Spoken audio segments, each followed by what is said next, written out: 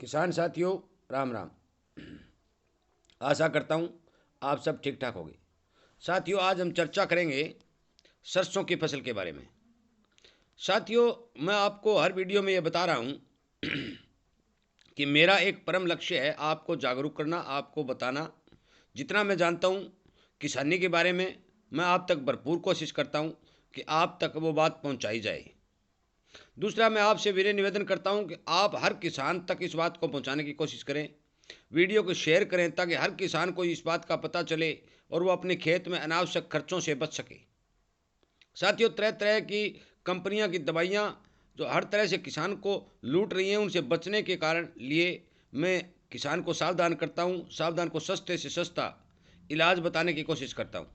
इसलिए आपको ये बात जोर देकर कह रहा हूं कि आप वीडियो को शेयर जरूर करें, क्योंकि हर किसान तक आप शेयर करेंगे तभी ये बात पहुंच पाएगी। साथियों, यदि आपको इस तरह की जानकारी अच्छी लगती हो तो आप चैनल के साथ जुड़ जाएं, इसके सामने वाली घंटी का बटन दबाएं और लाइक, यदि अच्छा लगे तो लाइक भी करें। साथियों, सरसों की जो फसल के बारे में हम बात करने वाले हैं, मैं आपको यह बात बता देना चाहता हूं कि अब की बार सरसों के बिल्कुल अनुकूल मौसम चल रहा था पिछले दिनों, परंतु अचानक सर्दी आने के कारण सरसों के पौधों की प्रकाश संश्लेषण क्रिया प्रभावित हुई है। उनमें फुटाव और बढ़वार कुछ हद तक रुक गई है। परंतु फिर भी आप एक बात का ध्यान अवश्य रखें कि आप अपने सरसों के पत्तों का निरीक्षण करते रहें। यदि सरसों के पत्तों के अंदर आपको छोटे छोटे छोटे छोटे दौड़े दौड़े निशान दिखाई दें तो आप ये बात नोट कर लें कि ये सफ़ेद रोड़ी नामक रोग होता है।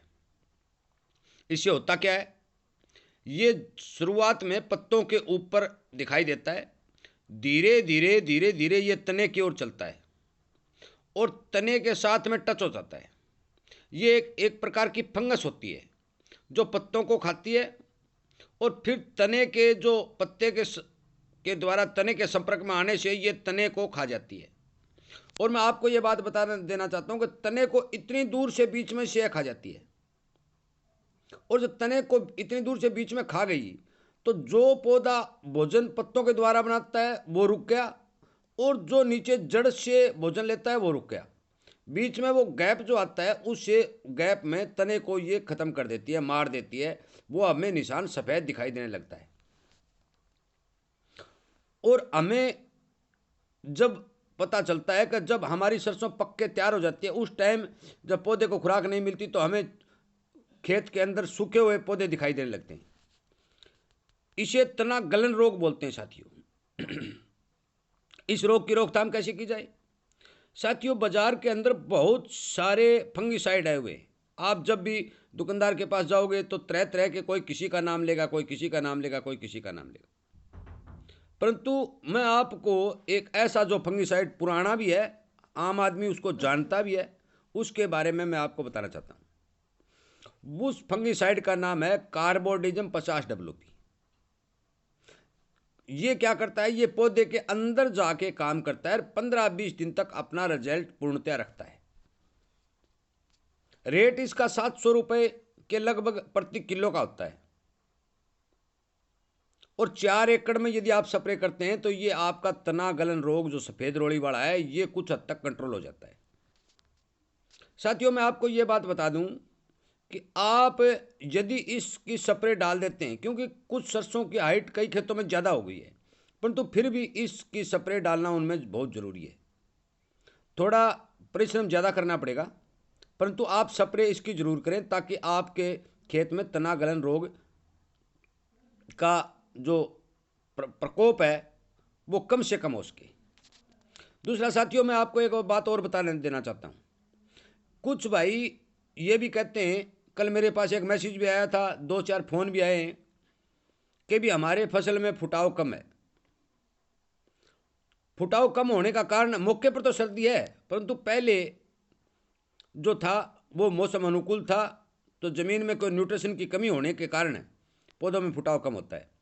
परंतु अब एक आपको बता देना चाहता हूँ कि जब भी सर्दी का प्रकोप ज़्यादा होता है तो आप लिक्विड सल्फर जो 80 WP वाली आती है, आपको 220-250 रुपये में मिल जाएगी। उसका 250 ml प्रति एकड़ के हिसाब से आप सरसों के अंदर स्प्रे करते हैं। वो क्या है, वो यदि दोनों काम करेगी, एक तो काम वो करेगी कि कंटैक्ट फंगिसाइड है, वो जहां भी वो पड़ेगी वहां यदि फंगस उसको मिलेगी तो वो उसको मार देगी। नंबर 2, पत्तों के द्वारा जो सल्फर पौधे को मिलेगी तो सरसों के दाने के अंदर तेल की मात्रा भी बढ़ेगी और भी वजन भी बढ़ेगा। साथियों, इस बात का एक ध्यान रखना आपको जरूरी बहुत है। आप जब लिक्विड सल्फर लेने जाएंगे तो 20%, 40%, 60% और 80%,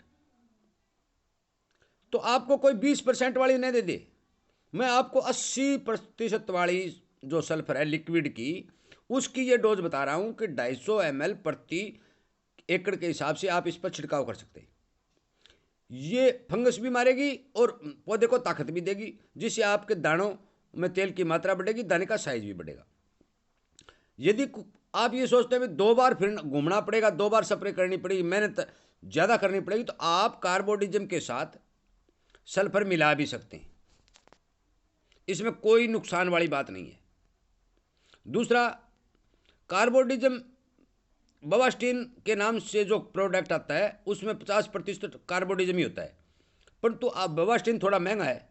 आप साल्ट देख लें जिस पर कार्बोडिजम 50 WP लिखा हो, कंपनी कोई हो, क्यों, कंपनी अनेकों कंपनियां बना रही हैं, आप ले सकते हैं, उसमें कोई दिक्कत ही नहीं है।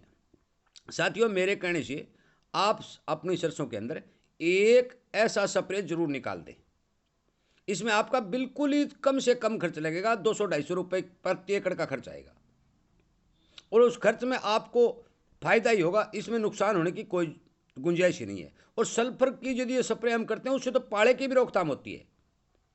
यदि नॉर्मल रूप से सर्दी का प्रकोप है तो उससे कुछ हद तक पौधे का बचाव होता है, और पौधे की प्रकाश संश्लेषण क्रिया भी बढ़ती है।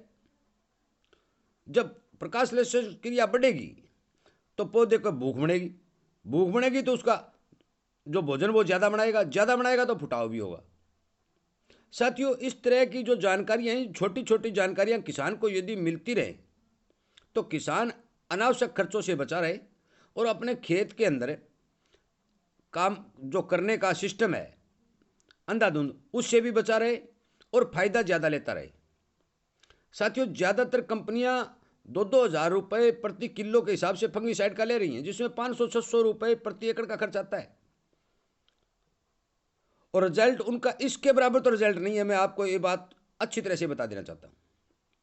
इसलिए आप जब भी आपको समय मिले, 1 दिन में, 2 दिन में, 4 दिन में, जब भी थोड़ा मौसम खुल जाए, आप कार्बोडिजम की स्प्रे कर दें या फिर कार्बोडिजम प्लस सल्फर की स्प्रे कर दें। यदि कार्बोडिजम की नहीं करना चाहते हैं आप, तो भी लिक्विड सल्फर की एक स्प्रे जरूर निकाल दें। साथियों, ज़्यादा लंबा वीडियो नहीं बनाते हुए मैं आपको इन्हीं बातों के साथ सरसों के बारे में बताना चाहता हूं, और ये मैं एक वीडियो में बता भी चुका हूं कि सरसों की देख रेख इस समय बहुत ज़रूरी है। यदि आपका सफ़ेद रोड़ी नामक पत्तों पर रोग आ जाता है तो आपका तना गलन आना बहुत ही ज़रूरी है, क्योंकि आएगा ही आएगा, उसको फिर कोई रोक ही नहीं सकता। इसलिए कृपा करके अपनी सरसों की फसल का ध्यान रखें। छोटी फसल की अभी तक कोई ज़रूरत नहीं है इस स्प्रे की। थोड़ी बड़ी सरसों है जो फूलों पे आई हुई है, 25-30%, उसमें फलियां बन गई, उस सरसों के अंदर इस स्प्रे का बहुत ही ज़रूरी करना हो गया है, क्योंकि मौसम में बिल्कुल ठंडा चल रहा है, कोल्ड डे जैसी स्थिति बनी हुई है। थोड़ा सा मौसम खुलेगा, गर्म और ठंडा भिड़ेगा और फंगस का जो है प्रकोप बढ़ेगा। इसलिए आप इस बात का ध्यान रखें, अपने सरसों के अंदर एक स्प्रे फंगिसाइड वाली जरूर निकालें, और समय समय पर फसल का निरीक्षण करते रहें। यदि ज़्यादा फंगस का प्रकोप होता है तो हो सकता है दूसरी स्प्रे भी निकालनी पड़ जाए, क्योंकि अब की बार जिन किसानों की थोड़ी पछेती भी जाई है वो अभी फूलों पर चली है, फलियां बनने वाली हैं, तो उन किसानों के लिए भी यह है कि आप भी अपनी फसल का ध्यान रखें, निरीक्षण करते रहें और समय समय पर उसे खाद और पानी देते रहें, ताकि सर्दी से भी बची रहे और फंगस आदि रोगों से भी उसका बचाव हो। साथियों, मैं फिर वही निवेदन करता हूं कि आप इस तरह की जानकारी हर किसान तक पहुंचाने की कोशिश करें। वीडियो को शेयर जरूर करें। यदि मेरी बात अच्छी लगती हो तो किसानी चर्चा से जुड़ने के लिए चैनल के साथ जुड़ जाएं। हम आपस में मिल बैठ कर जितना खर्चा हो सकता है इतना खर्चा बचा भी सकते हैं और हमारा फायदा भी कर सकते हैं। वीडियो सुनने के लिए आपका बहुत बहुत धन्यवाद।